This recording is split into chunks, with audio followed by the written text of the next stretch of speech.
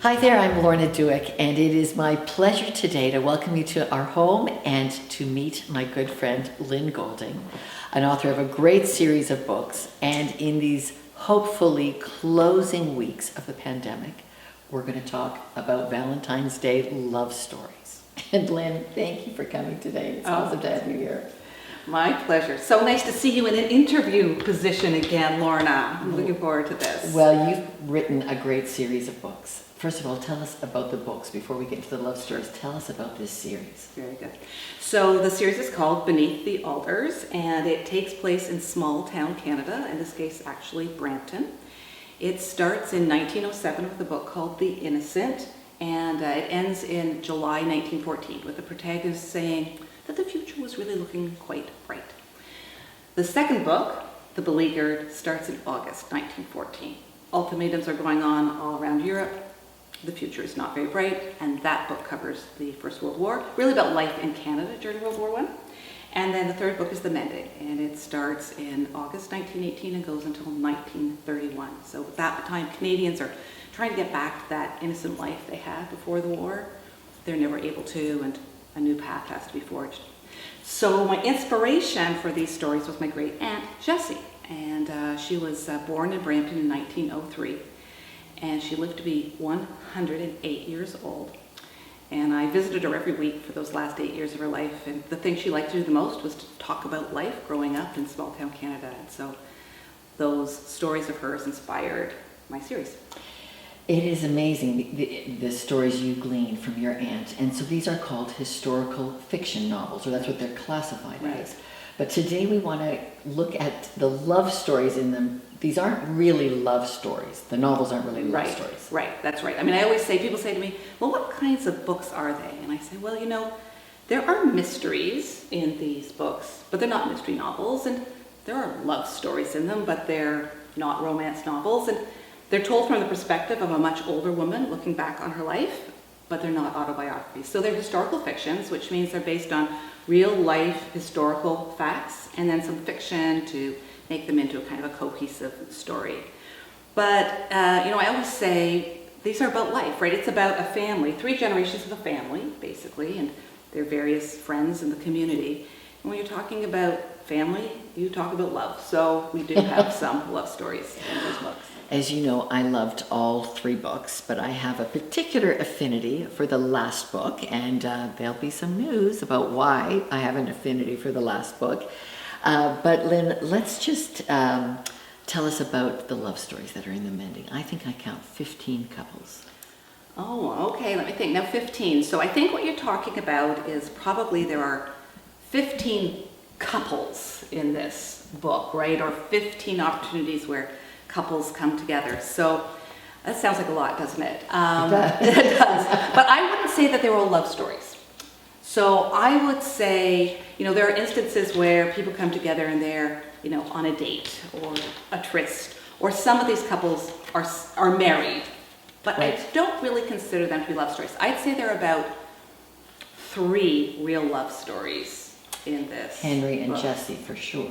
Henry and Jessie, and Jim and Millie, and one other, which we don't want to do too many spoiler alerts, so I won't say the third. Okay. But yeah, so probably 3 that are real love stories. So you say that pretty categorically. What qualifies for you to make a love story? Yeah, now I have to say, I've never studied this, so you know, if there is some data out there about what makes a love story, I'm not going by that. But my own feeling, having read lots and lots of books and watched a lot of chick flicks, is that for a story to be a love story, it has to have 2 parts. It has to allow the audience or the readers to follow the period of time where at least one of the people in the relationship realizes that they have special feelings for this other person.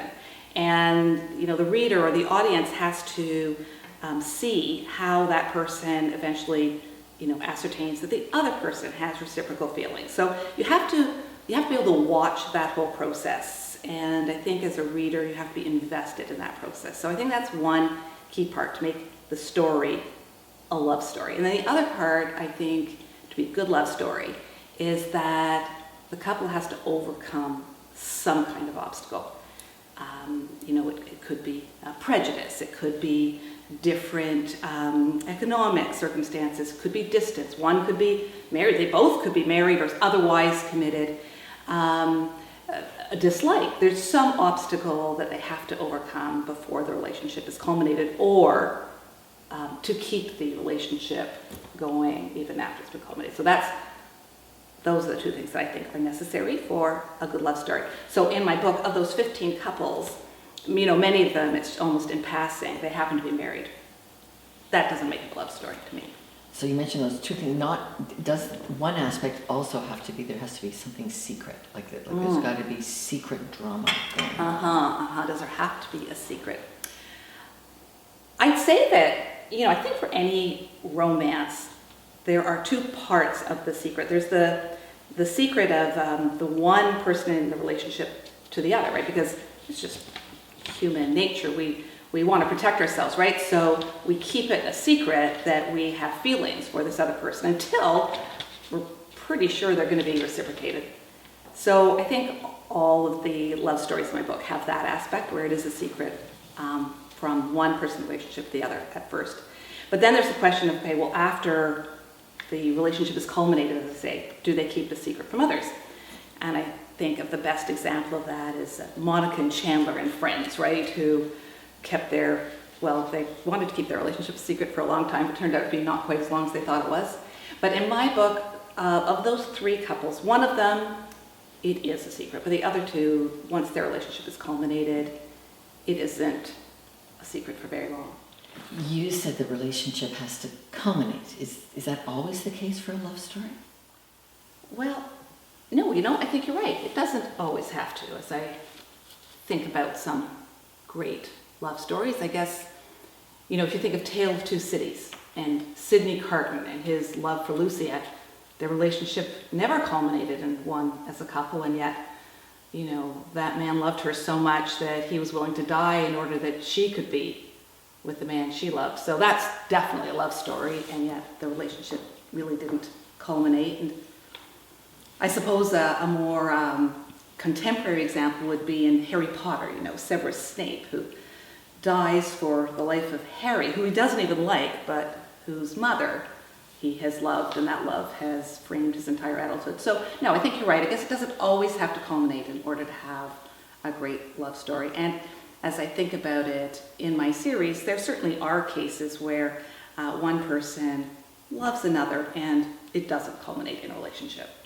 So that's true, yeah. Do you like writing love stories? I do. I really do. I love writing historical fiction. I love history, so I love the opportunity to capture that and to explain it to people so that other people can learn the history that I've learned. So I love that. But there's a constraint to writing historical fiction. You have to be so careful that what you're writing is actually true for the times.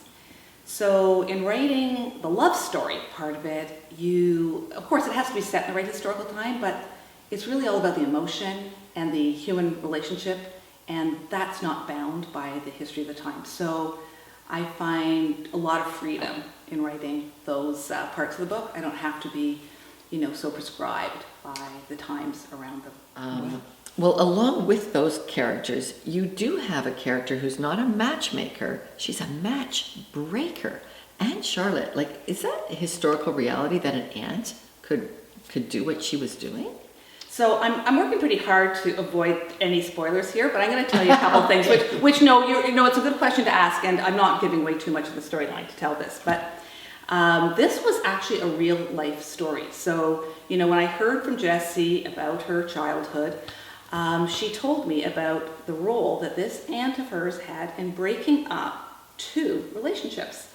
So Jessie's older sister, Ina, was involved with a Catholic boy. And back then, in the early 1900s, that just couldn't be. A Protestant family, you couldn't be involved with someone who's Catholic. And so the aunts, led by Aunt Charlotte, insisted that Ina break up with her boyfriend.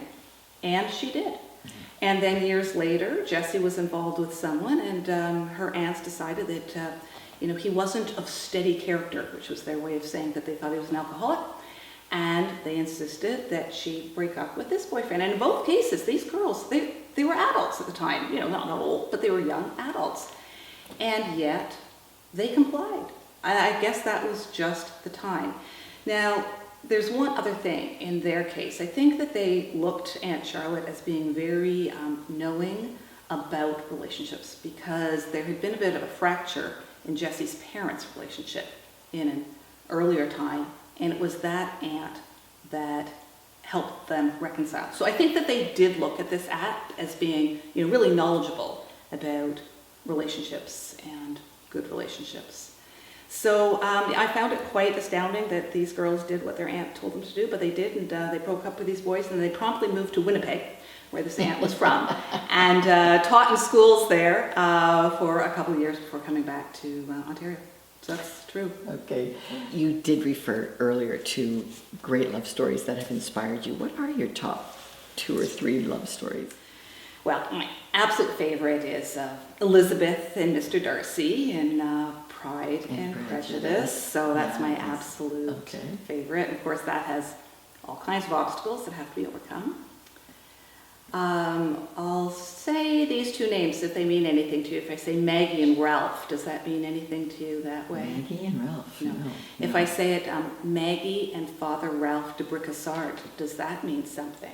No, but it should. The Thornbirds, so the Thornbirds. Now, I never saw that yeah, series. for anybody who's younger than 50, you may not know that, but the Thornbirds. So, as a teenager, I read that book and I loved it, and that was a great love story, which I think actually never really culminated, but there was a lot of. That's not to say that there wasn't, we would say a hookup or something, but the relationship never culminated, although there was a lot of love there. And then I admit that I am a big Twilight fan, so I would put Bella and Edward right up there as well. Yeah, the huge obstacle there. She's human. He wants her blood. Huge obstacle there. Yeah. But what about you? What would you say your favorite love stories are? Well, I'm hankering to rewatch Downton Abbey because Lady Mary Crawley and Matthew. Mary and Matthew. Yes. Yeah, I must like British because I must like British love stories because I think right up there is that love story between 2 literary icons, Joy Davidman and C.S. Lewis. Yes, right. That's 1950 to 1960. Yes. That's an incredible Shadowlands. Yes. And just recently over the holidays we watched When Harry Met Sally, and I just thought I had forgotten what a beautiful love story Annie and her guy are. It's just beautiful. They I have never seen that. Oh, Sleepless Annie and Sam, they leave the top of the Empire Tower, and it's just beautiful. So Sleepless in Seattle. Putting it on my list. Okay. Well, and as much as there are great love stories in the book, there also is a whole movement called the Second Time Round Club, and it's a stark reality that comes into the Mending. Tell us about that and why you included it. So this actually was a really big impetus in me writing this book. As I say, Jessie was born in 1903. And, she was raised to believe that she would go to school, go to teacher's college, teach for a couple of years, live a life pretty much like the one her mother had lived. But Jessie came of age at the end of the war, and there were not enough men for Jessie and her friends to marry.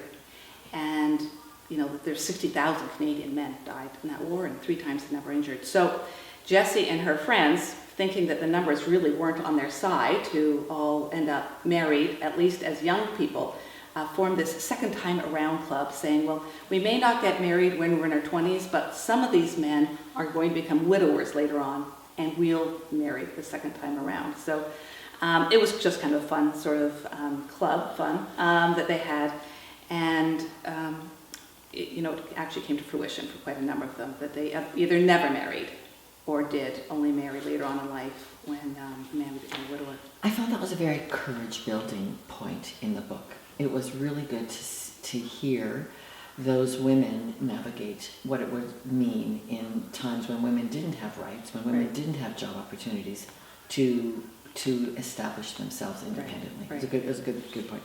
Okay.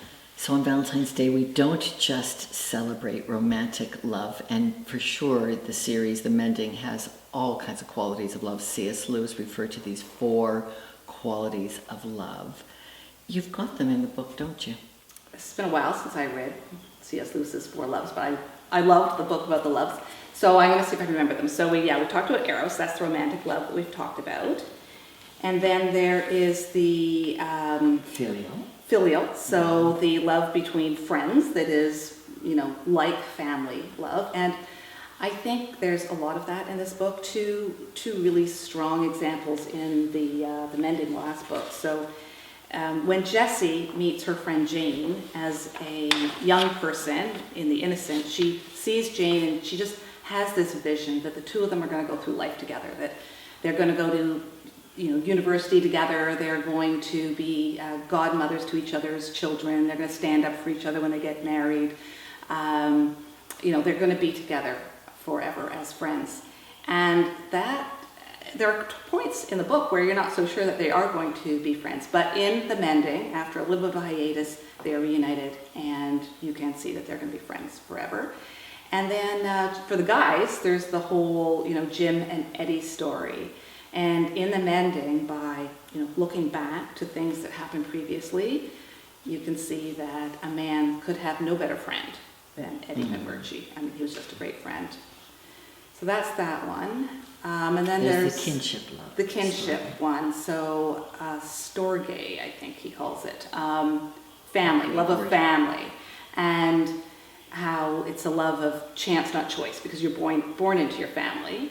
And I'd say that kinship sort of story, that is really central to this book. It does revolve around 16 people in 3 generations of a family, and you can see through the 3 books how that love changes.